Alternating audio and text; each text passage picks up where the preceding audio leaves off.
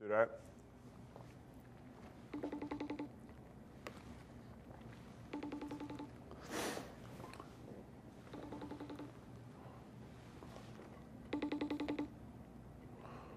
Shit. Randy. Hey. Can you see me all right? Yeah. All right. Absolutely. Looking good, brother. I was trying to get it on my iMac. Yeah, this is cool. Let me see. I'm gonna try to plug in these headphones. Okay. So you at the studio right now, the home studio? Yeah. Okay. We got you. Let me see.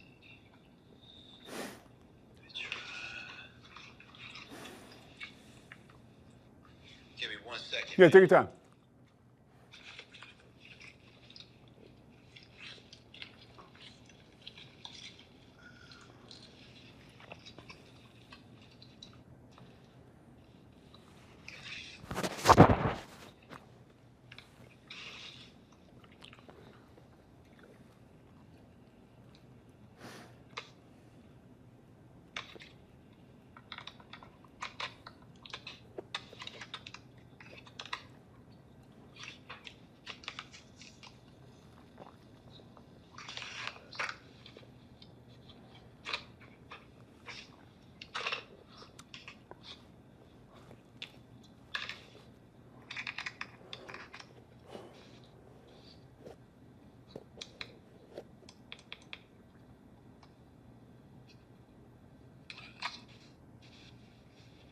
Screw it, I'm gonna use the headphones. Okay. All right. Alright. That's awesome, man. So so you're at an NBC studio? CBS. So it's KWTX. We're the CBS affiliate in Waco, Texas. Nice. Yeah. Waco, home of Chip and Joanna Gaines. Chip and Joanna Gaines, yeah, the Baylor Bears. That's where, yeah. We were talking about Michael Lombardi. His son actually coaches here. Oh yeah, that's right. Yeah, Okay. yeah. Small world, man. Yeah, it is a small world. You got a nice pad over there, bro. I'm trying, man. I'm trying. Not bad. If you hear, this is like been the toughest week because my son just got over the flu.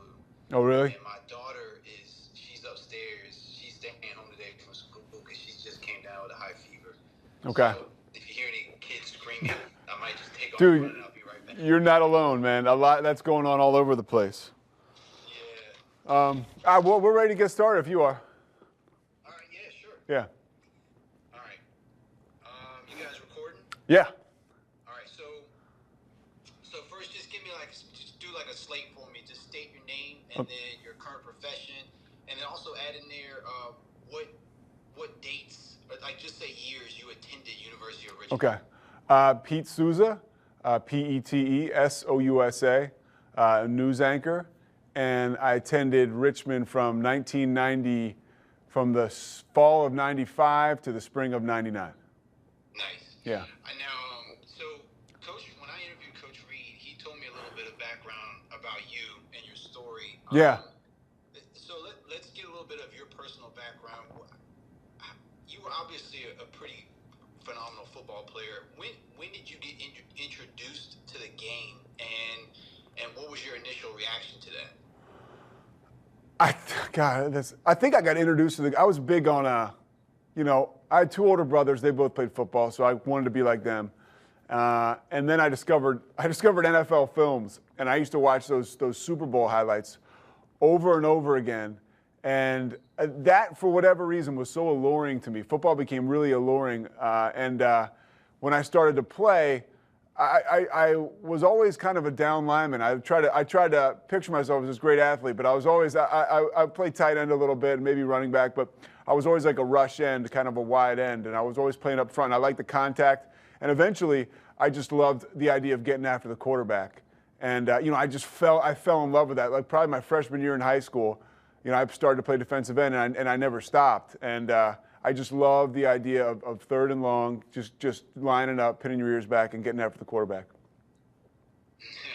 So, in high school, at what point did you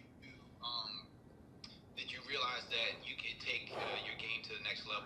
It's a funny story. I thought I was going to be a basketball player. I thought I was going to play basketball in college, and I went to Archbishop Carroll in Philadelphia, right outside of Philly, in the Philadelphia Catholic League, and our basketball team, we hired a new coach, this guy named Tom Inglesby, and over one summer, we went to the gym for like a shoot around, and like there were like these 4 dudes that had transferred. I was probably gonna start or get a lot of time my junior year, and like we had this 7-footer, this guy Rafael Biggis who played at Villanova, this other dude Paul Romanchuk who played at Penn, basically a bunch of dudes who were going to take my job.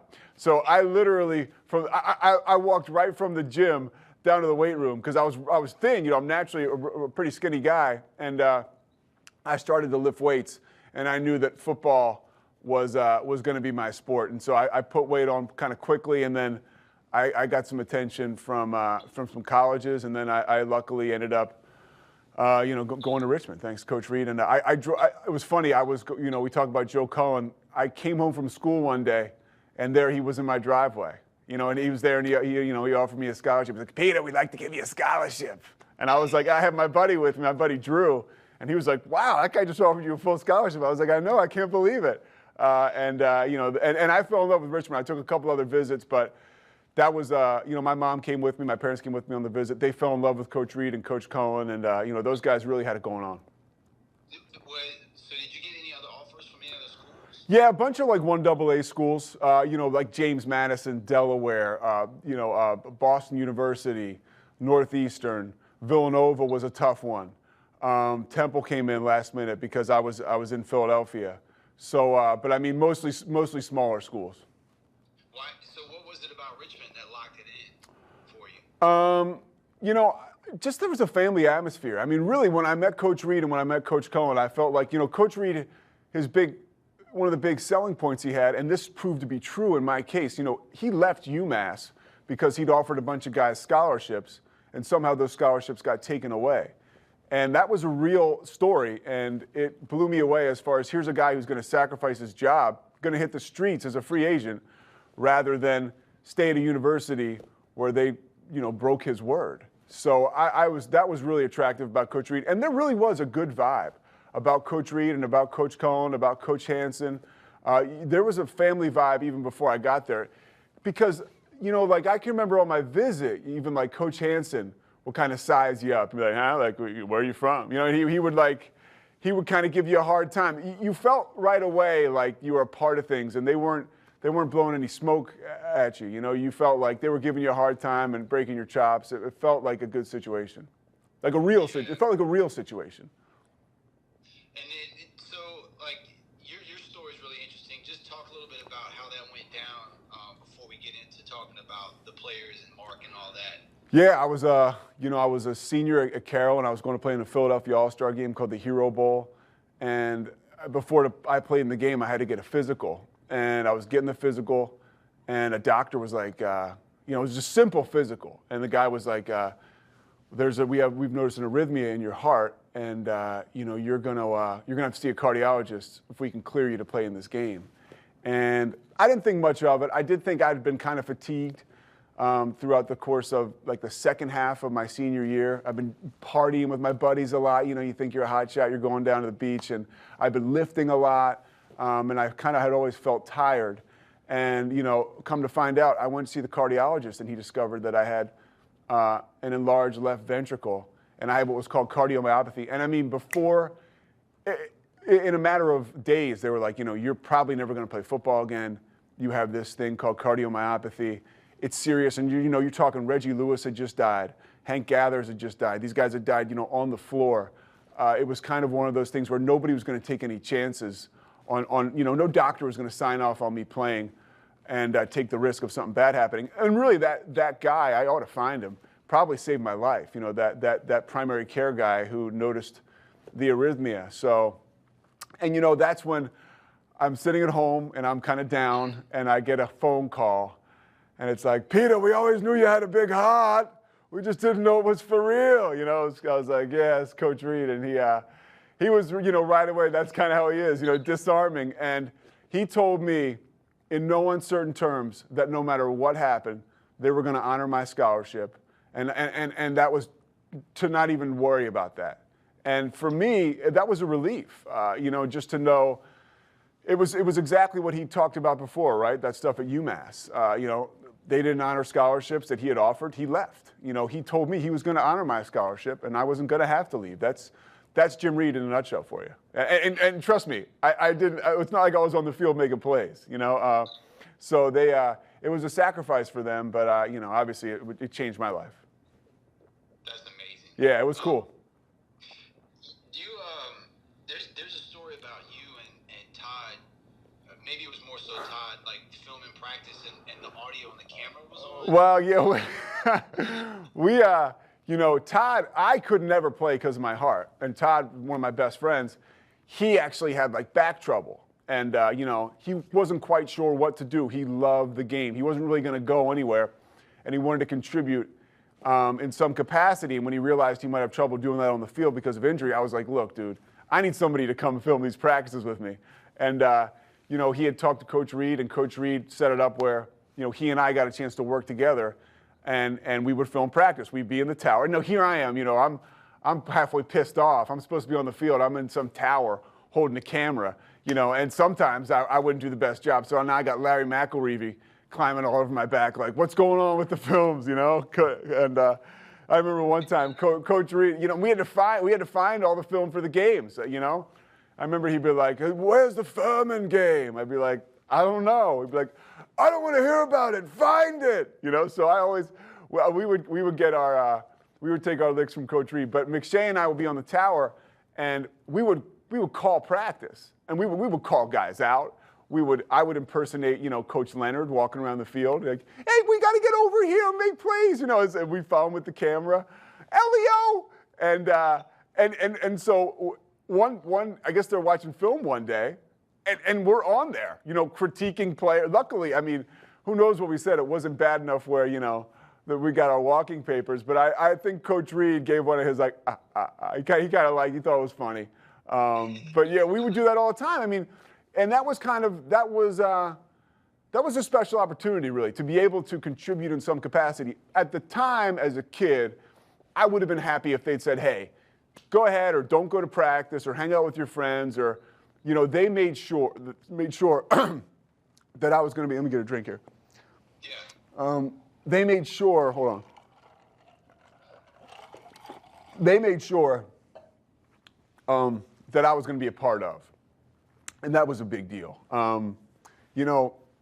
Study hall, which I obviously needed to go to. They were going to make sure that I graduated on time. But study hall. I was at every practice.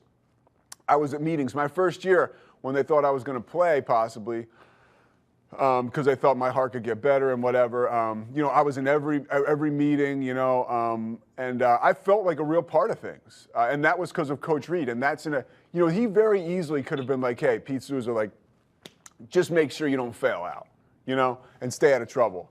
No, it was like, you're a part of this thing. I was at every single thing the team had to be to. Short of some road trips, which was one of the best things that ever happened in my life. And it's one of those things, like, left to my own devices, I would have just decided to do whatever I wanted. And they knew what was best for me. Yeah, that's great, man. Yeah. So when you came on your visit, you said so you were there from '95 to '99. So yeah. When you came on your visit, who did you meet, player-wise, and who made the most profound impact on you? I remember Matt Davis was real cocky. He was a freshman, and he's one of the more humble guys in the world. But Matt, at this time, he was getting offers from Ohio State, Michigan State, Maryland. So he was kind of when you get there, you really, this is before, like, rivals and all that stuff. So you show up on campus, and, we're all there. It's the first visit. We were kind of like, the bigger recruits. And, from a recruiting aspect, guys in our class, I remember Davis was kind of a hot shot. I remember Jimmy Miles was from Richmond. He, had the sunglasses on indoors, and I'd never seen anything like that coming from the suburbs of Philly. I remember Kerry Goodwin took me around, middle linebacker, because I was from Philadelphia and he was from Philadelphia. I remember Mark was with, I remember Art Blanchard. I remember Sean Barber. Obviously, Sean played in the NFL for a long time.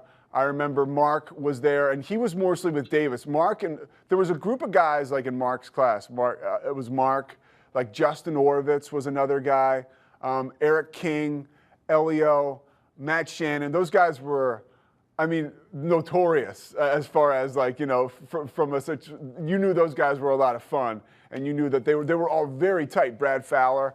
And the beauty about those guys is they were different. I mean, you couldn't find a guy more different than Mark Megna and Brad Fowler, right? As far as their upbringings and who they were. I think Brad would tell you, he was born on third base, thought he hit a triple. You know, Mark was this guy, just like me, by the way. Mark was this guy who worked for everything he had. And the two of them together, they were so different, but that was the melting pot that was our team, and really is what's great about college athletics. But those are the guys. That's kind of how those are my memories from that visit.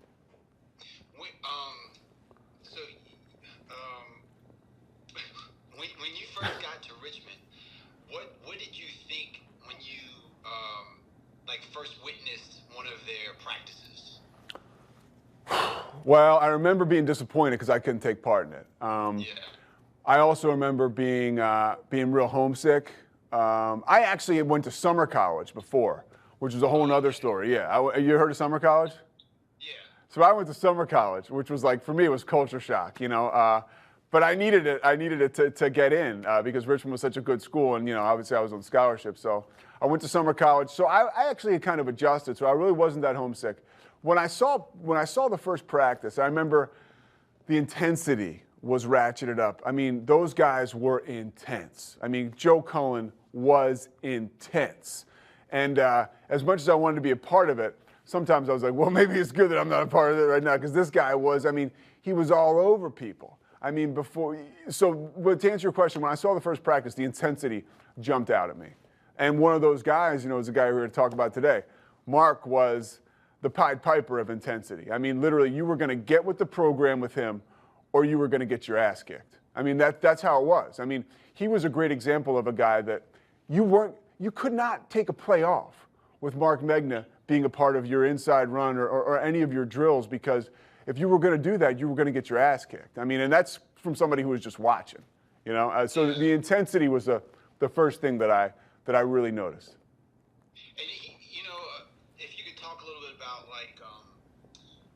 it wasn't so much yeah, you would get your ass kicked, but I guess in his leadership style, you almost felt compelled internally not to take a play off, because he and those guys that you mentioned created a culture where you didn't want to let them down, right? Something like that? Well, no, I mean, they had, when I got there, Dennis Hall, I lived on the second floor in Dennis Hall with Steve Sorrells. Awesome dude from Baton Rouge, Louisiana. He's now kicking ass at life somewhere. I think he's living outside of New York. He works at Pfizer, I think. Just a great example of what this program breeds. But so Steve and I lived upstairs, and just by good luck, or maybe bad luck sometimes, you never know whoever you want to chalk it up to, downstairs was Mark Megna and Elio. They were roommates. Eric King and, God, why am I forgetting who King's roommate was? Oh, King and Orovitz. And Matt Shannon was also, and Brad Fowler. So there were those six guys. They all lived below us, one floor below. So right away, I was able to get into the mix and become really tight with those guys. And you talk about, there was a brotherhood there where, you know, again, people were so different, but at the same time, you had a mutual respect for one another. This wasn't one of those talented football teams which, you know, everybody would go their separate ways after practice, or guys were living with each other and they didn't like each other. I mean, it was a family thing. Like, you know, certain guys would not get along, but at the end of the day, like, you'd squash it and you'd make it cool. You know, DJ Cunningham, another guy who was, I remember him always being around. Seth Wyman. I mean, you've heard all about these guys. They were, you know, and here's the thing about Mark. Now, you got to remember, we're all 18 years old, you know, 19 years old. It was rare for somebody our age to work that hard. It was weird for some people. I know for a fact it was, that to have a guy your age go 150% all the time. You know, a lot of guys are looking like, hey man, when are we going to start to screw around here? Or when are we going to put our feet up? This guy does not stop. I mean, literally, This guy does not stop. Off the field, too, the way he would eat, the way he would train. I mean, the guy, you've heard the stories, man. I mean, I would hear from other people from other sports, like, yo, that guy, Mark, in the weight room, like, when you were going to be in there, when he was in there, it was no joke, and it wasn't an act, you know. But, like, you know, so you didn't want to let people down, but Mark set a bar for kind of everybody that it would be, you felt like you were letting him down and everybody else down by not giving 100%. Now, that's not to say that everybody gave 100% all the time. You know, we were kids, but there was an idea of, yeah, you better rise to the occasion. Again, it's a competition, or you're going to get left, you know. Eric King's a great example. He worked about as hard as anybody else I can remember, too. King was, you know, he was another guy that I remember was up in Mark's echelon as far as a guy who was, you would have fun, but it was no nonsense. You know, like, let's go. We're here for a reason. Let's go to work. That's perfect, man.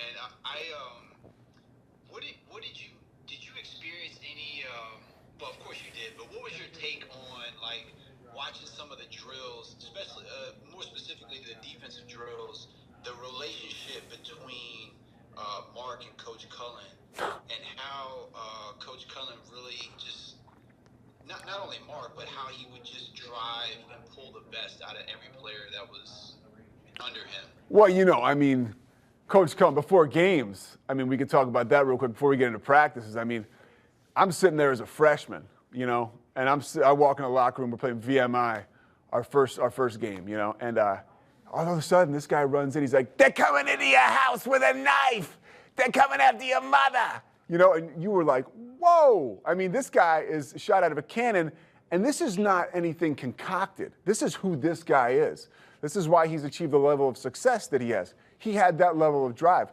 Now, that's a game day. Practices were no different. I mean, if you were one of his guys, you know, a defensive lineman, a guy who played on the front seven even, you know, he was going to be on you. I was fortunate enough to have, my freshman year before I started to film, I would hold the book with the scout team plays. So like McShay would be scout team quarterback, Rob Belli would be scout team running back, Torrey Vinny. I mean, these guys are getting murdered, you know, because again, like Mark's not taking any plays off. I can remember him, you know, just suplexing some of the running backs, you know, and guys being like, hey, what's going on? And Mark, I remember the quote, like, this isn't tennis, you know?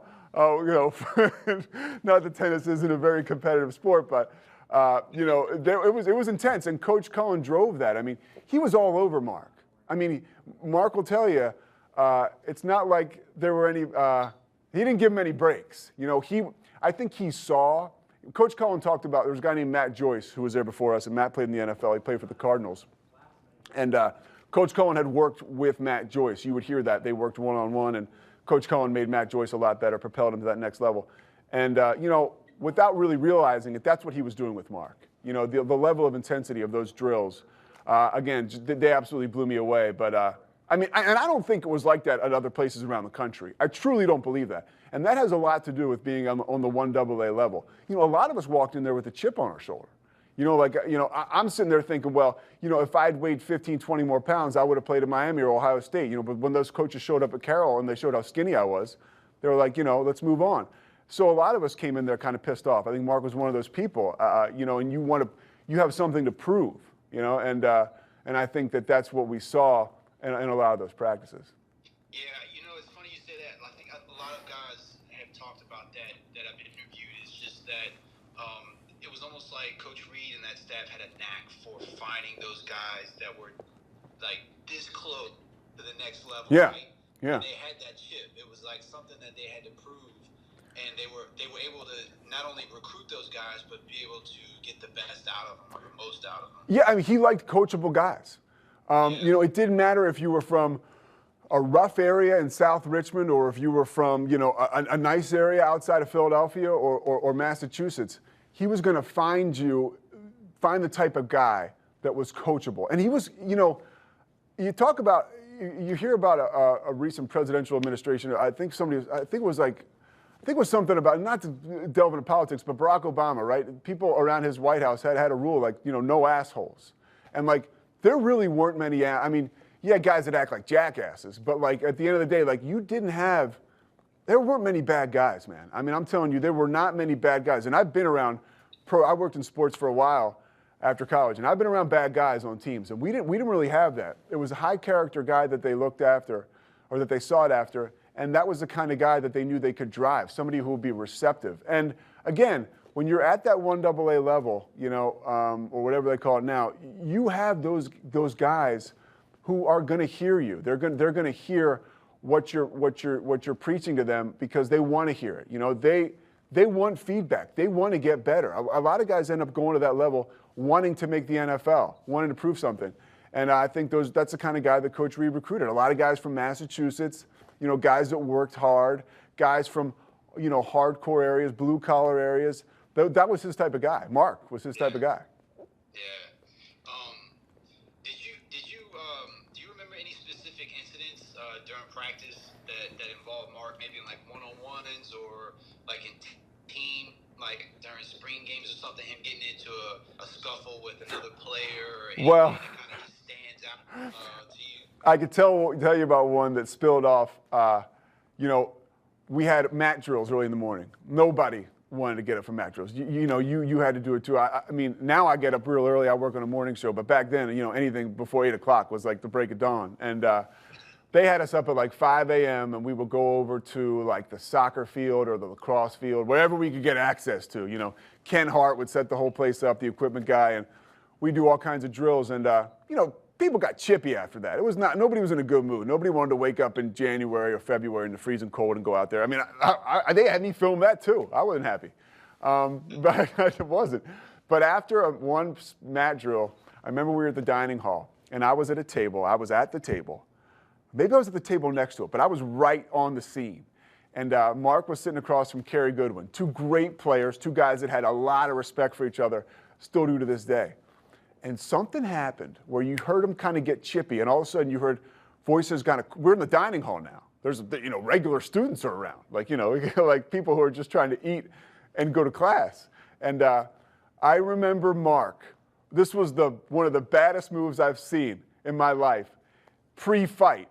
He reaches over into Kerry's cereal, takes like whatever, his Rice Krispies, brings it up with his fist and drops them like dust, goes into somebody else's cereal and drops them. What happened after that? I remember a table flipped over. You know, I remember no punches were thrown. It was kind of like one of those hockey fights that gets broken up. And we all got into big trouble. That was one of those deals like, you know, for seeing it, you've got to wake up at 4 a.m. and run. You know, I mean, it was like, but I remember Kerry and Mark were in trouble for a while. And that was when Coach Reed was so pissed off because when I got to Richmond, he encouraged a lot of us to go try to be a part of fraternities because there had been a big rift with the football players and fraternity people. So he encouraged us. There had been big fights, and it was hard for the football team to integrate with the regular student on campus. And through doing that, some of us joined fraternities. Some of us could handle it better than others. I was one of the people that probably couldn't handle it. But you know, we were able to integrate with the regular, you know, student, and it made for a cohesive relationship a lot of times with us and the average student. So in a situation like that, where we're looking like a bunch of Neanderthals fighting in the D hall, Coach Reed was not happy about that, to say the least. Yeah, we got in trouble. They got in big trouble. But that was the one thing I remember. And I remember thinking about Mark, thinking about, man, this dude is bad. I mean, I remember thinking, this dude is bad. He just reached in somebody's cereal. I mean, I couldn't even, if you gave me 20 minutes to think of a badass move like that, I couldn't put it together. It was impressive. It was impressive.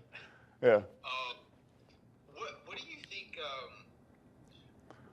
starting with Mark, obviously, he was, like you said, so different and maybe a little ahead of his time and just so disciplined. So him and that group of guys that you were talking about earlier, what kind of culture did they create at University of Richmond? Not only as far as athletically, but just in preparation and in approach in everyday life. Like, you know, what did they create there? Well, the work ethic didn't stop. I mean, and again, like even the guys like, I mean, I can't even use myself as an example because I wasn't able to play, but I know I partied hard, but like, you know, like even guys that wanted to have fun and liked to have fun, I mean, they showed up, lunch pail in hand when it was time to work. And it wasn't like one of those things like, hey, we're going to party. We're not going to worry about practice. We're going to show up for games. It was like, okay, if you want to have fun, that's fine. But you better be at every workout. You better be on time, and you better bust your ass. I mean, there were guys, talented guys who didn't do that and who didn't play. Guys that probably should have played. And I think that the vibe that was set and the culture that was created by, and I'm telling you, I mean, I know we're here to talk about Mark, but I'd be talking about him anyways. He was the guy that set the tempo off season, during the season. If you were at a workout and he was there was just no half-assing it because you were going to get embarrassed, you know? And if you were going to sit there and be one of the guys who I saw it, who maybe felt insecure and would make fun of Mark because how hard he was going, those guys got left. I mean, they got ran out of the program. So, I mean, there was an atmosphere which was created by him and guys like Eric King and guys like Justin Orovitz, because Orovitz was intense, man. And guys like Kerry Goodwin, who I mentioned, but we're talking more about Mark's class. It was an amazing combination of family, but we're not messing around either. You know, like there was a real sense of brotherhood, but it wasn't like, you know, I've been part of a band of brothers who didn't really work that hard. Like these guys, they were no joke. I mean, and it was family, but it was hard work. And one of the things, to speak to what you're saying, was the most impressive thing was, and I spent a summer there. It was the off-season work that was just as intense as the work during the season. And I don't think you find that in too many places, you know. And that's how you end up. I mean, we were really good my freshman year, and we were really good my senior year, you know. Yeah. Now let's talk a little bit about Mark kind of getting close to that transition to the possibility of the next level. What were some I guess two games I want to ask you about are the UVA game, 1997, Yeah. and then William & Mary game of 1998. Now, obviously, Sean Barber was getting some pretty good looks for the NFL. So, I mean, scouts are coming by to practice and whatnot. At what point do you think like they kind of started taking notice of Mark and just from your perception, you know, why? I mean, it's got to be that. I mean, you mentioned it, and because you probably planted the scene. I mean, that UVA game, he was unbelievable. I mean, first of all, we were in the game the whole time. We were playing at Scott Stadium. There's like 60,000 people. Excuse me. For us, that's a huge game. Just to be a part of that environment for me, to be with the team there, and to watch him just shoot through the offensive line. Like, you know, you talk about football, you know, there's two gap defensive linemen who are bigger guys who take up a lot of space. Mark was that one gap guy who literally would just, boom, before you knew it, he was around his defender, whether he had to go through him or whether he had to go around him. And that was a game where, and especially because it was UVA, you know, somebody like me who didn't play that much and was like sometimes filming whatever and maybe scatterbrained, I watched every play of that game. And I swear he spent half the afternoon in their backfield with Aaron Brooks on his back. I mean, that game jumped out at me because I remember thinking like, wow, if this guy can play this well. I mean, it wasn't just like he was out there like holding his own. If this guy can kick ass against UVA, I think the sky's the limit. And we all were, you know, at the time too, you're thinking, well, he's not huge, you know, like he's undersized from a perspective as far as height is concerned, maybe a little bit, but he was, you know, as much as the guy tried to put on weight, I mean, he wasn't able to maintain a huge physique just because of how his body worked, I think. So, but that was the game. That game in particular really jumped out at me. I mean, because he kicked ass against everybody in the Yankee Conference or the A-10, but to see him do it against a really good team in the ACC, I mean, I think, who was there? Thomas Jones was their running back, you know, Aaron Brooks, you know, you got George Welsh on the other side, and those guys were the real deal, you know? Yeah. There's one sack I think a lot of guys have mentioned where he sacks Aaron Brooks, like Aaron Brooks tried to like scamper away from him, and then Mark sacked him, and I think it might have Oh yeah, you remember? Look, I don't even remember the play. I just know that he got him by his back. I'm pretty sure, and it was I don't know if it was a third down or whatever. It was just such a big play because it was something that we just couldn't believe it happened. But I remember it was dramatic, and I remember it was Aaron Brooks. I mean, here's a guy who won a bunch of playoff games in the NFL with the Saints. He was a really good quarterback, and so yeah, I do remember the play you're talking about, though. Yeah. How were the UVA fans reacting? Well, I remember Coach Cohen. That's funny you mentioned that. They'd never seen anything like us. Coach Cohen had this green football because his whole thing was with the green football, he wanted to make sure people didn't go off sides. Move on movement, move on movement. So if you can see the green ball move, you're going to be able to see the brown ball move. So he's in front of these fans at UBA, and he's like, come on, go, get off. And these guys are these Charlottesville, natives are like, hey, coach, where's your green football? Like they were giving him such a hard time, and I don't know if it was getting to him or whatever, but I mean, they hadn't seen anything like guys like Joe Cullen. I really don't think they had, so I think UVA fans reacted initially with it was like a movie, dude. Like people, they were kind of laughing at us when we got there, and then into the second quarter, they're like, whoa. Like the guy with the green football, his boys are going to knock your block off. And so that was kind of I remember thinking they kind of turned, and there was respect that they developed over the course of that game. Nice. Yeah. And then also that William and Mary game at the end of the '98 season, which pretty much captured the A10 championship. Yeah. For the Richmond team that year, and I think Mark he must have had a handful of sacks and just. No, was that game on the road? I think so, yeah. Yeah, see, I didn't travel to that game, so I don't have I don't have the incredible, because I think I would remember that game. I remember hearing about it. I maybe watching some highlights, but I wasn't there. I traveled to some games. I traveled to the Penn game, the Villanova game, the UVA game that year, but I didn't go to that game. Yeah. What would you say, or what do you remember as being maybe some pretty, I guess, either awesome or pivotal or key moments while Mark was playing in a game that you can remember? I mean, I remember, see, for a guy like me, I wasn't in the trenches with him, but the guy was like the Dominique Wilkins of football. He was like the human highlight reel. Like if you watch, and for a defensive lineman to have that happen, that was how special Mark was. I mean, if you go and you can dig up some of those Richmond highlight tapes from like our freshman year, I mean, he was in the backfield. He was killing guys. I mean, running backs on toss plays. He's hitting guys. They're coughing the football up. Like you said, he's grabbing Aaron Brooks from, making huge sacks. And not only that, like the guy, he didn't make plays like necessarily, like he made exciting plays. Like the plays that he made would really, they were like, they would change the tempo of the game. They would really give us a shot in the arm. Like it was almost like a turnover sometimes. Some of the plays he would make behind the line of scrimmage, he would kill guys. And I think it would it would energize everybody and give them a shot in the arm. It was like a guy coming up hitting a home run, being like, oh yeah, like we're in this game. He made plays like that, and so it was, so many specific plays, I don't know, but I remember he just made so many of them, and they were exciting plays. They were highlight plays, and for a defensive tackle, defensive end to make plays like that, it was rare. That's perfect. That's a great answer. Yeah. I love that. Yeah. And one other time, I'll tell you one thing. There was one thing McShay and I used to get in trouble for.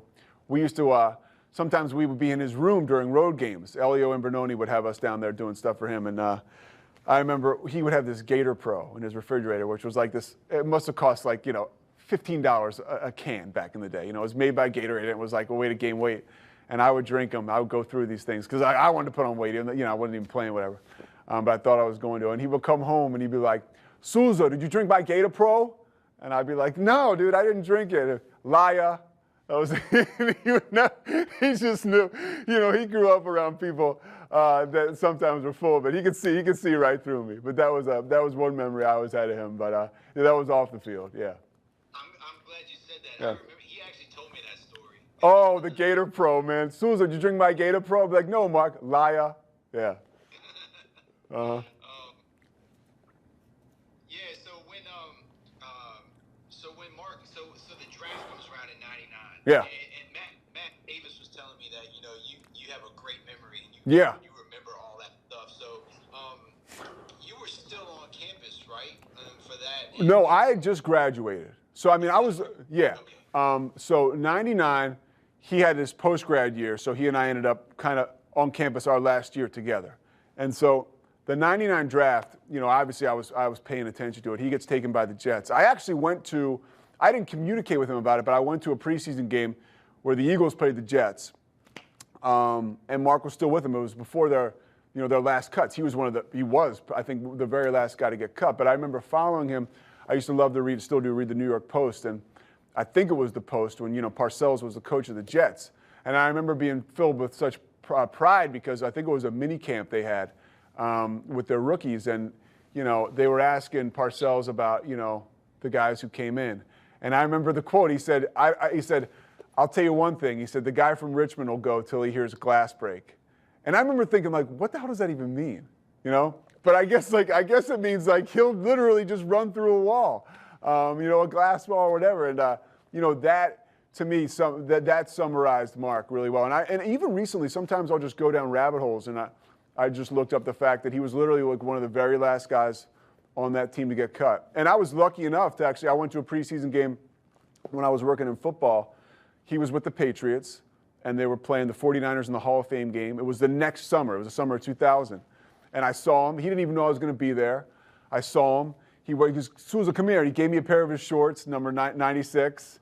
And then he goes, Sousa, I want you to meet the greatest player of all time, Willie McGinnis. I was thinking, maybe that was a little aggressive, but that's Mark, And he introduced me to Willie. And that was Mark, though. I mean, I hadn't seen him in a year, and it was right away like, here's the shorts, off my back, shirt off my back, and come meet the best player on our team. That was him. It was a family thing. Yeah, talk a little bit more about that if you could. Just the amount of success he had and the ability he had to stay so humble. Well, I mean, look, for my own story, I'm open about it. I'm going on 8 years sober, and there was a time in my life where, I totally went left.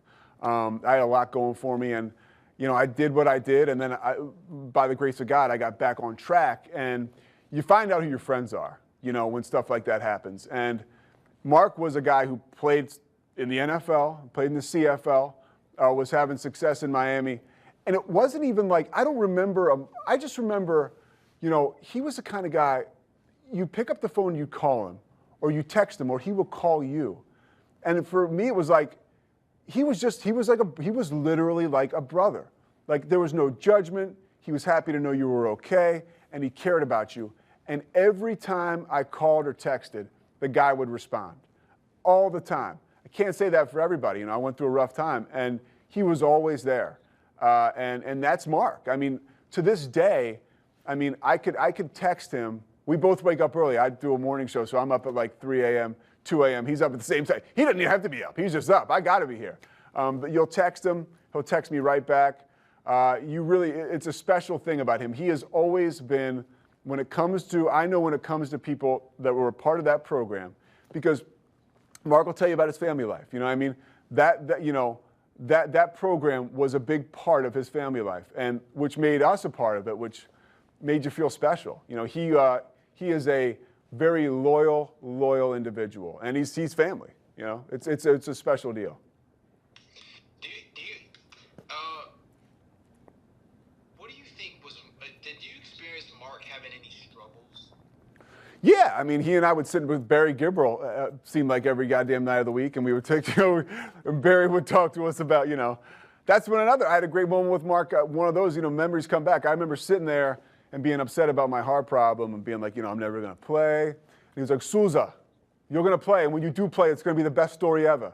He was that kind of guy. He was dead serious. And that was at a study hall one time. But yeah, some of the struggles I think we can all relate to adapting, right? I mean, Richmond was different for a lot of us. You look at a guy like Mark from Durfee, Massachusetts, and all of a sudden he parachutes into a school where you're talking about a lot of people who come from a lot of wealth and a lot of, just very, very nice things, upper echelon type of person. I think we all struggle to adapt to that a little bit. And I think that he found his way. I think that he might tell you himself, like that was difficult. Adapting to life on a campus like that out of a place like Durfee was an adjustment. For any of us, it was an adjustment just to kind of behave in an environment, not any of us, but for some of us, I know for me, just to survive in an environment like that. You're talking about classes with like 12 people, which is good for guys like me and probably good for guys like Mark because we got extra attention. But, we didn't really want that attention. If it was up to us, we would have been in chemistry classes with 500 people. So, initially that was awkward. Teachers are actually paying attention to you. You're getting to know your classmates who are different than you. So I think if he was at all like me, I think adapting to that school may have been a little different. May have been a struggle. Yeah.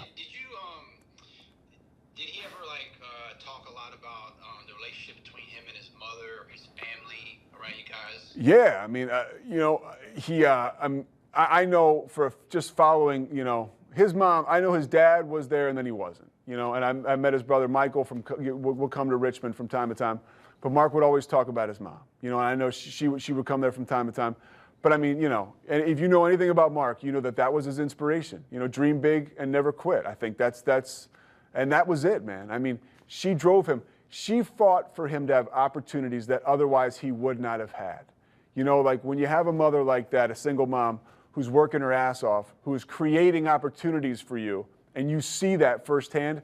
I was lucky. I came from a nice enough two-parent home. I never had those struggles that he talks about having, but you can see the impact his mother had on him. I mean, she saw what he wanted to do with football and with sports, and she enabled that to happen. She opened doors for him, for her son, whereas, if some of those doors weren't open, who knows what happens with Mark, and I think he's aware of that. And to this day, he kind of lives out her legacy in all that he does. So, I mean, yeah, I mean, I'm well aware of that relationship, and it's not like I spent a lot of time around the two of them together. I just know about it from hearing about it. Yeah.